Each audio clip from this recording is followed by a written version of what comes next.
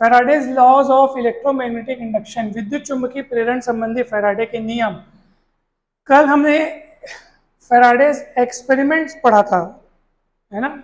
उस एक्सपेरिमेंट को फैराडे और हेनरी नाम के दो साइंटिस्ट ने उनके द्वारा वो बताया गया था, और वो एक्सपेरिमेंट हमने पढ़ा था।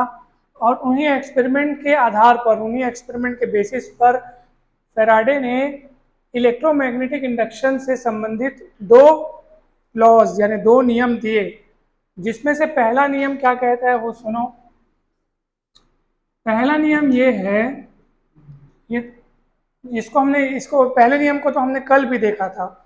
कल जो हमने पढ़ा था ना, कल जो एक्सपेरिमेंट हम लोग पढ़े थे, उसका जो कंक्लूजन निकला था, पूरा एक्सपेरिमेंट समझने के बाद हमने हो क्या रहा है आखिर वहाँ पे, उसके उसके लिए हमने जो कंक्लूजन बताया था ना, जो रिजल्ट मिला था हमको, वही फैराडे का पहला नियम है। क्या नियम है कि जब किसी सर्किट में या जब किसी लूप में, है ना, जब किसी लूप में आप उस लूप से जो लिंक्ड मैग्नेटिक फ्लक्स है, लिंक्ड मैग्नेटिक फ्लक्स मतलब उससे बंधा हुआ जो चुंबकीय फ्लक्स है, जब किसी परिपथ से या किसी लूप से संबंधित चुंबकीय फ्लक्स में परिवर्तन होता है ना। जैसे कॉइल था, याद करो, कॉइल था, है ना, याद है आपको।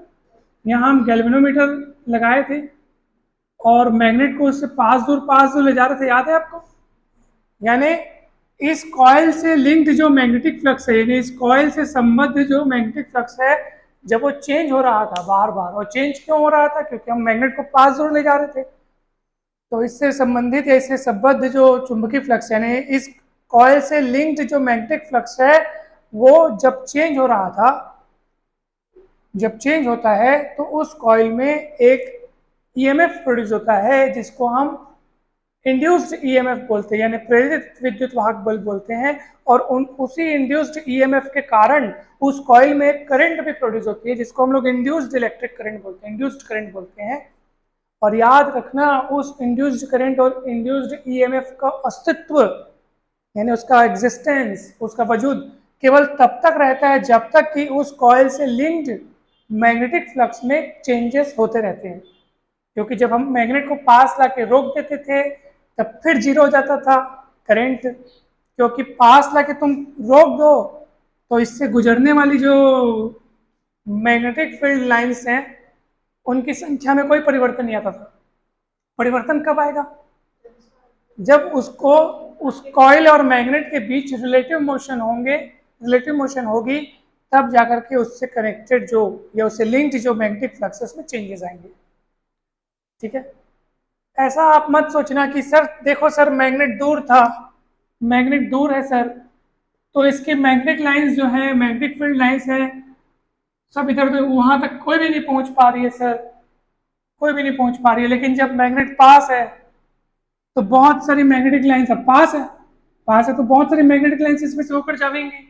तो तुम लोग बोलोगे सर बहुत सारी मैग्नेटिक लाइंस जा रही है, अब तो करंट की वैल्यू बढ़ जानी चाहिए। तो इस बात से फर्क नहीं पड़ता कि इसमें से मैग्नेटिक लाइंस ऑफ फोर्सेस ज्यादा जा रही है कि कम जा रही है, उससे फर्क नहीं पड़ता। फर्क पड़ता है चेंज होने से। दूर से पास लाओगे तो इससे लिंक्ड मैग्नेटिक फ्लक्स एकाएक क्या होगा, बढ़ेगा।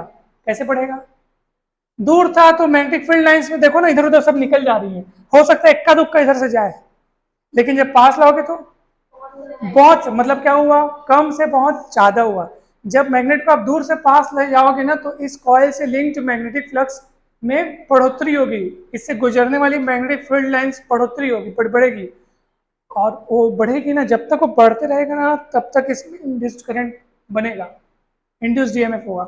और जैसे अच्छा, और पास लाके मैग्नेट को रोक लो, और रोकने के बाद बोलोगे सर अब तो इतनी सारी मैग्नेटिक फील्ड लाइंस जा रही है, फिर करंट क्यों नहीं फ्लो हो रही है। उसको मैग्नेटिक फील्ड लाइंस पूरी दे दो तब भी फ्लो नहीं होगी, उसको केवल मतलब किससे रहता है, चेंजेस से रहता है। अब फिर से अगर आपको करंट प्रोड्यूस कराना है तो क्या करना पड़ेगा, फिर से तेजी से मैग्नेट को दूर ले जाओगे। अब की बार मैग्नेटिक, इससे लिंक्ड जो मैग्नेटिक फ्लक्स है वो कम हो रहा है। कैसे कम हो रहा है, क्योंकि मैग्नेट को वापस दूर ले जा रहे हैं, दूर ले जा रहे हैं, तो जो इससे इतनी सारी लाइंस गुजर रही हैं उनकी संख्या में धीरे धीरे क्या आती जाएगी, धीरे धीरे कमी आती जाएगी। तो कमी भी इसके लिए फायदेमंद है, कमी भी करंट प्रोड्यूस करा देगी। क्योंकि कमी हो या बढ़ोतरी, दोनों ही हाल में चेंजेस तो हो रहा है ना, चेंजेस से मतलब है चाहे कम से ज्यादा हो, चाहे ज़्यादा से कम। समझ में आया कि नहीं है? और दूसरा क्या है वो सुनो। अच्छा, मैं एक और बात बताया था, मैं आपको ये बात बताया था कि चुंबक को जितने तेजी से पास दूर ले जाओगे उतना ज़्यादा इसमें इंड्यूस्ड ईएमएफ होगा, उतना ज़्यादा उसमें क्या होगा, यानी कि इसी को अगर हम फैराडे का अच्छा, ये जो मैं आपको इसके पहले जो बताया ना मैं कि जब किसी कॉइल से लिंक्ड मैग्नेटिक फ्लक्स में चेंजेस होता है तो उसमें एक इंड्यूस्ड ईएमएफ प्रोड्यूस हो जाता है, और उसी के फलस्वरूप यानी उसी के कारण एक इंड्यूस्ड करंट भी प्रोड्यूस हो जाती है। इंड्यूस्ड ईएमएफ का अस्तित्व कब तक रहता है? जब तक उससे लिंक्ड मैग्नेटिक फ्लक्स में चेंजेस होते रहता है। ठीक है, उससे लिंक्ड मैग्नेटिक फ्लक्स में क्या होते लगता है, चेंजेस होते रहता है, तो तब तक उसमें इंड्यूस्ड ईएमएफ रहता है और इंड्यूस्ड करंट रहती है। तो ये पहला नियम हो गया। अब दूसरा नियम क्या है बताऊं? दूसरा नियम क्या है कि इस कॉइल में जो इंड्यूस्ड ईएमएफ प्रोड्यूस होता है ना, वो इंड्यूस्ड ईएमएफ डायरेक्टली प्रोपोर्शनल होता है rate of change in magnetic flux. क्या होता है? Rate of change in linked with this coil.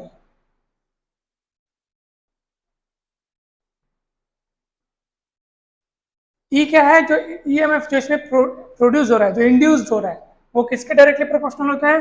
Rate of magnetic flux linked with coil. जैसे मान लीजिए कि शुरुआत में किसी क्षण मतलब एट एनी इंस्टेंट, मान लो इससे जो लिंक्ड मैग्नेटिक फ्लक्स है वो मान लो 5 है। कितना है? 5 शुरुआती वाला, है ना? अब तुम इसके बीच रिलेटिव मोशन कराए और इससे गुजरने वाली जो फील्ड लाइंस है उसमें चेंजेस आया तो मैग्नेटिक फ्लक्स चेंज हुआ।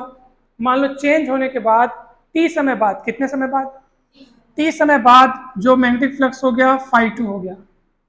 तो चेंजेस कैसे पता करोगे? तो बाद वाला माइनस पहले वाला करोगे तो चेंजेस पता चलेगा। अब रेट ऑफ चेंजेस पता करना है तो टी से डिवाइड करना पड़ेगा। तो ये जो आपको मिला ना वो है rate of change in magnetic flux. क्या है ये? रेट बोलने का मतलब दर, और दर मतलब समय से भाग।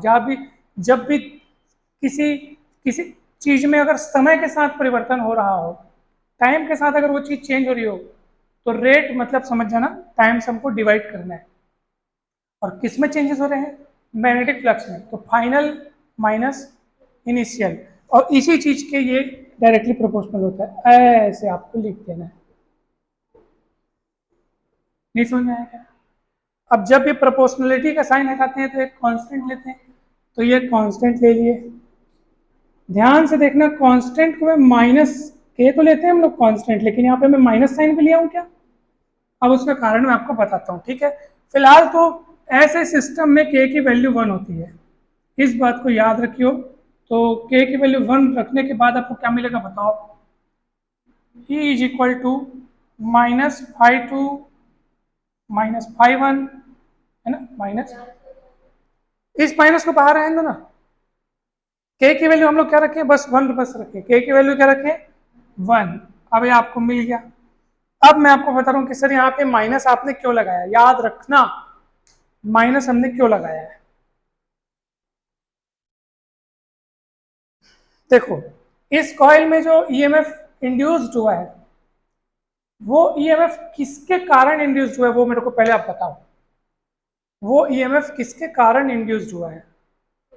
मैग्नेटिक फ्लक्स में चेंजेस होने के कारण। तो याद रखना ये जो इंड्यूस्ड ईएमएफ है ना, वो उसी मैग्नेटिक फ्लक्स में चेंज होने का विरोध करता है। क्या करता है? विरोध करता है, अपोज करता है। इसी कारण माइनस साइन आया है। अब ये बात सुनने में थोड़ी अटपटी है कि जो चीज जिस चीज के कारण पैदा हुई है, जो चीज जिस चीज के कारण उत्पन्न हुई है, उसी का विरोध कर रही है। यानी कि ये सर ये जो इसमें करंट प्रोड्यूस होती है, जो ईएमएफ प्रोड्यूस होता है, वो आखिर हो क्यों रहा है? क्योंकि मैग्नेट को पास दूर ले जाने से इस कॉइल से जो लिंक्ड मैग्नेटिक फ्लक्स है वो बार बार क्या हो रहा है? चेंज हो रहा है। कम ज्यादा मतलब चेंज हो रहा है, और चेंज होने के कारण ईएमएफ प्रोड्यूस हो रहा है। और ये ईएमएफ उसी चेंजेस होने का, वो जो मैग्नेटिक फ्लक्स चेंज हो रहा है ना, उसी का विरोध करता है। पूछो कैसे? अभी पढ़ेंगे हम लोग अगला वाले टॉपिक में, लेंज लॉ में। लेंज लॉ में पढ़ेंगे। कौन सा नियम? Lenz law. अगर हम इसके और दूसरे फॉर्म्स को देंगे तो हम ऐसे लिखेंगे कि अगर मान लो डेल्टी टाइम इंटरवल में कितने टाइम इंटरवल में? डेल टी टाइम इंटरवल में अगर मैग्नेटिक फ्लक्स में चेंजेस डेल फाई हो तो ईएमएफ जो होगा वो कितना होगा? Minus phi two minus phi one को हम लोग डेल फाई लिख सकते हैं और नीचे डेल टी लिख सकते हैं, ये ऐसे करके एक दूसरा फॉर्मूला आ गया। अगर ये जो समय अंतराल है, ये जो टाइम इंटरवल डेल टी अगर बहुत छोटा हो, इतना छोटा हो कि बहुत जीरो के करीब तक पहुंच चुका हो, तो अगर हम ये वाली लिमिट यहाँ लगा देंगे ना sir, minus del five by del T, तो आपको पता है डेल बदल जाता है किसमें? डी में बदल जाता है। ये भी एक फॉर्मूला याद रखना। एक और बात मैं बता रहा हूँ, डी फाइव, हाँ अच्छा, ये मैग्नेटिक फ्लक्स को फाइव से भी लिखते हैं, फाइव भी से भी लिखते हैं, तो उसके लिए वो चिंता ना करना। अब ये देखो, एक और बात मैं आपको बता रहा हूँ कि अगर वो जो कॉइल है, जो कॉइल हमने इस्तेमाल करी है, अगर उसमें नंबर ऑफ टर्न्स जो हैं, फेरे की संख्या n हो, तो if number of turns in coil be n, तो n का गुणा कर देना, बस यहाँ n का गुणा कर देना, ये ईएमएफ का फॉर्मूला आ गया। फैराडे के दोनों नियम हो गए, इतना ही है फैराडे के दोनों नियम, 5b। ठीक है, खुश, पक्का खुश। चलिए, what is del T? Del T जो है टाइम इंटरवल है। टाइम इंटरवल मतलब कि मैग्नेटिक फ्लक्स चेंज होने में कितना टाइम लग रहा है।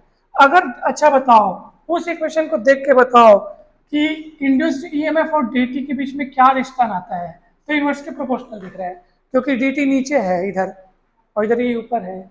इसका मतलब टाइम इंटरवल जितना कम होगा ई की वैल्यू उतनी ज्यादा होगी। और टाइम इंटरवल कम होने का मतलब क्या है पता है? टाइम इंटरवल कम होने का मतलब ये है कि तुम मैग्नेट को एकदम तेजी से पास हो जाओ, ताकि मैग्नेटिक फ्लक्स में चेंजेस एकदम कम समय में होने लगे।